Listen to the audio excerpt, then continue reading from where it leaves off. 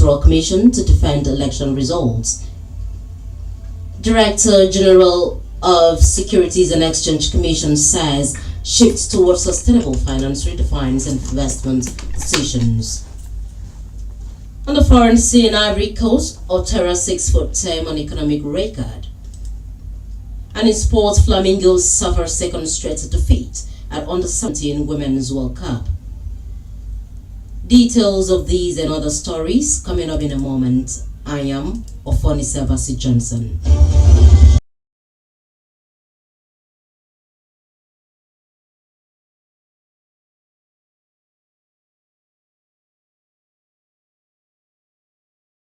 In detail, beginning from the federal government has approved and released 32.9 billion naira through the Basic Healthcare Provision Fund, marking the third round of disbursement in 2025. Adeboyega Oyetola stated this yesterday during the 2025 Chartered Institute of Logistics and Transport Nigerian Conference themed Enhancing Logistics and Transport for a Sustainable Blue Economy in Nigeria, held in Lagos.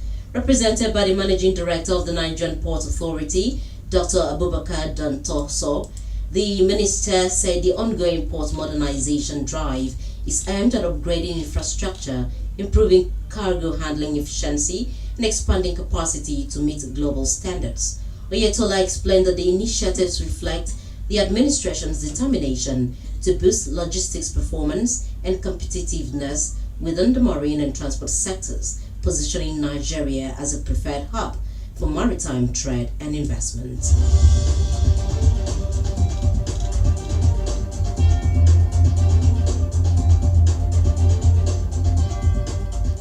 Still on the national scene, the federal government has commenced a fresh round of leadership training for chief executive ministers, departments and agencies as part of effort to strengthen accountability, professionalism and performance in the public service. The 2-week program, the 13th cohort of the mandatory training program for chief executives of federal parastatals, agencies and commissions, opened on Monday at the Administrative Staff College of Nigeria, Topo Badagry, Lagos State. Declaring the program open, the Secretary to the Government of the Federation, George Akume, said the initiative aims to reposition the public service as a true delivery engine of government.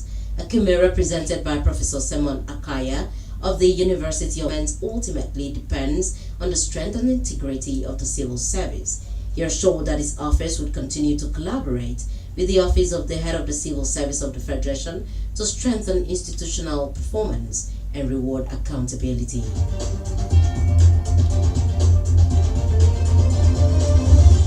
On legislative matters, the senators called for the transfer of the burden of proof in election petitions from aggrieved candidates to the Independent National Electoral Commission (INEC), being the body that conducts and supervises elections. The proposal formed a key part of deliberations as lawmakers debated the general principle of a bill seeking to repeal the 2022 Electoral Act and new Electoral Act 2025. They argued that the move would make the electoral process more credible, transparent and accountable. The proposal, which formed part of deliberations on the new Electoral Act 2025 bill, debated yesterday, seeks to make the electoral umpire primarily responsible for defending the integrity and polls it conducts. Lawmakers backing the proposal, including Senate President Godswill Akpabio and Senator Siriake Dixon, argued that INEC should bear the burden of proving that elections were free, fair and credible, describing it as a long overdue reform to strengthen democracy ahead of the 2027 polls.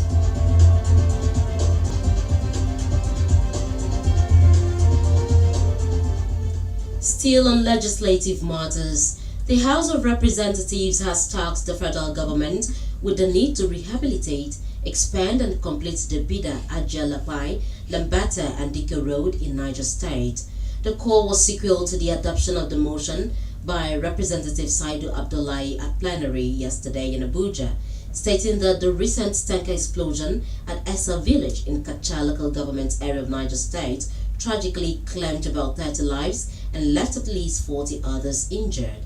He said that the fire incident also destroyed vehicles, livestock and perishable goods worth millions of naira. Abdullahi said that the road serves as a vital route for the transportation of petroleum products, agricultural commodities, and other goods, and called for immediate federal attention and sustainable interventions to rebuild the road for easy access and avert further accidents in the area. The House urged the Federal Ministry of Works and Housing and the Federal Road Maintenance Agency FEMA to immediately mobilize resources and contractors to commence full rehabilitation, expansion, and completion of the road.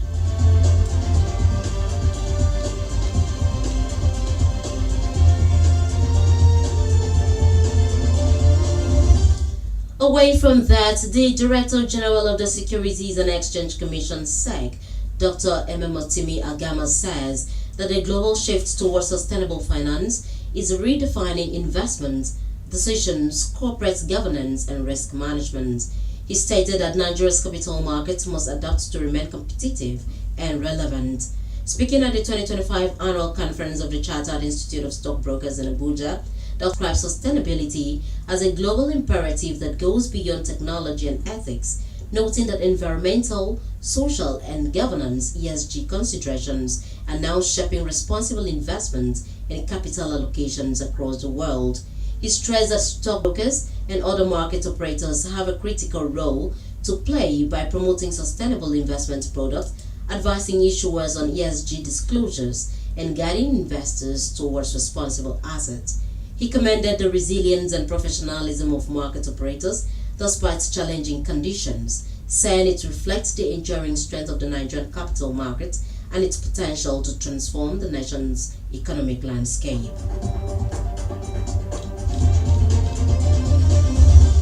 Still in the news, the chairman of the National Union of Road Transport Workers, NURTW, Francis Ario, has attributed increased waves in robbery and kidnapping in the country to bad road network. He said kidnappers and armed robbers take undue advantage of failed highways across the country to perpetrate their heinous crime. The NURTW chairman appealed to the federal government to checkmate the atrocities of the hoodlums by fixing the failed east-west highway in the Niger Delta region without further delay.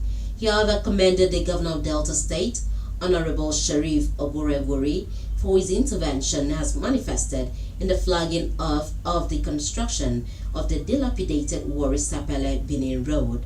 Ariyo, while describing Governor Oboveri's intervention as a welcome development, noted that the construction of the Warri Sapele Benin Road will be a big relief for motorists and commuters along the axis.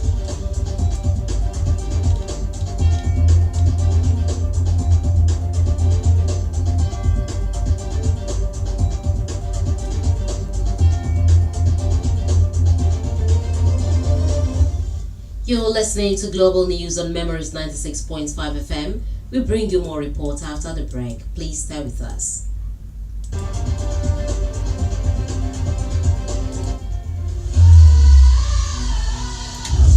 Catch up on all.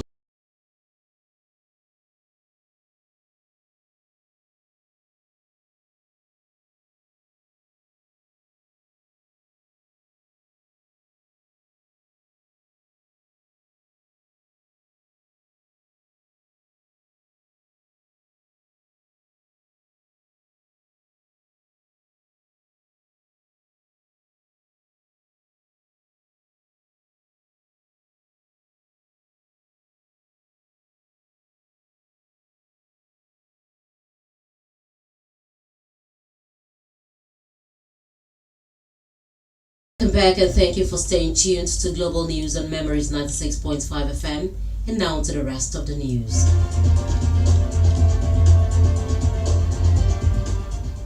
Moving on to the foreign scene, King Charles III will today meet Pope Leo XIV at the Vatican and make history as the first head of the Church of England to pray publicly with the pontiff for 5 centuries.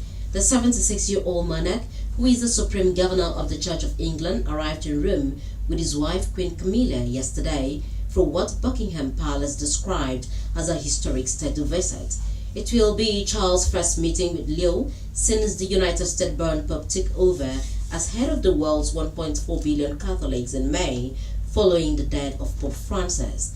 The King and Queen will join an ecumenical service at midday in the Sistine Chapel, led by Pope Leo and the Archbishop of York, Stephen Cottrell, currently the senior cleric of the Church of England. In Ivory Coast President Alassane Ouattara is seeking a fourth term in office on Saturday, vowing to build on merely a decade and a half of consistent growth, while critics denounce what they describe as a concerted bid by his government to stamp out dissent. The election pits the 83-year-old Ouattara against two former government ministers, as well as the ex-wife and former spokesperson for his predecessor, Laurent Gbagbo. Ouattara is the only candidate with the backing of a strong political party, making him the clear favorite. Two more prominent challengers, Gbagbo and former Credit Suisse Tidjane Thiam, civil war that drew on ethnic tensions and was spurred by Gbagbo's refusal to acknowledge defeat in the 2010 election.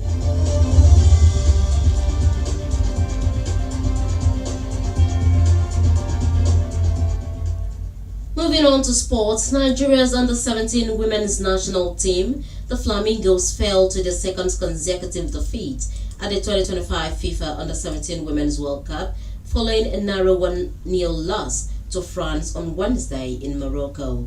Having opened their campaign with a 4-1 loss to Canada, the Flamingos came into the clash against the French side, hoping to turn their fortunes around and keep their hopes for progressing to the knockout stage alive.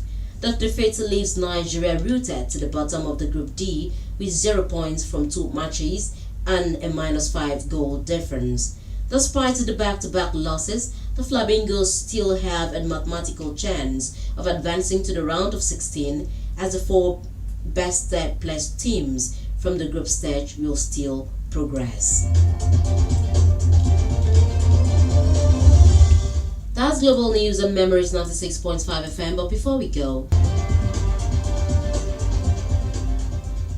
the federal government has commenced a fresh round of leadership training for chief executives of ministries, departments, and agencies as part of efforts to strengthen accountability, professionalism, and performance in the public service.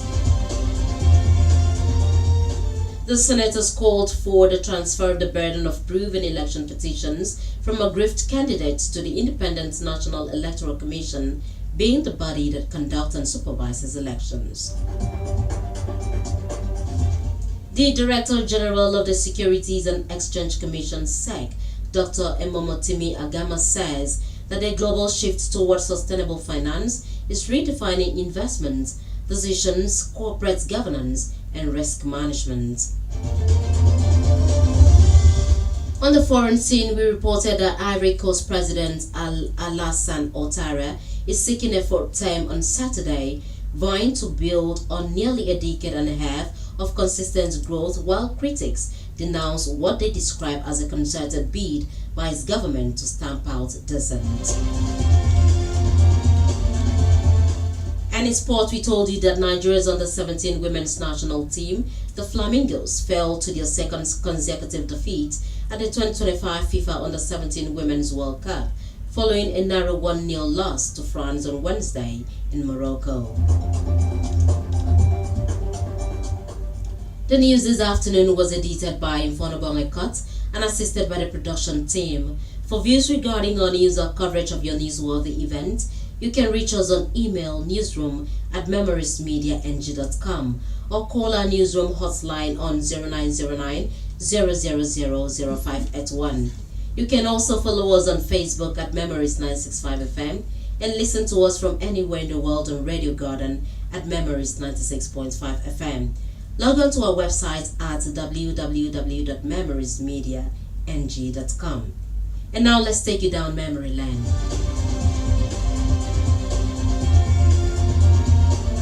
The former Nigerian First Lady Stella Obasanjo died at the age of 59 in Spain. That's the news. Thank you so much for listening. I am OFFONISEABASI Johnson.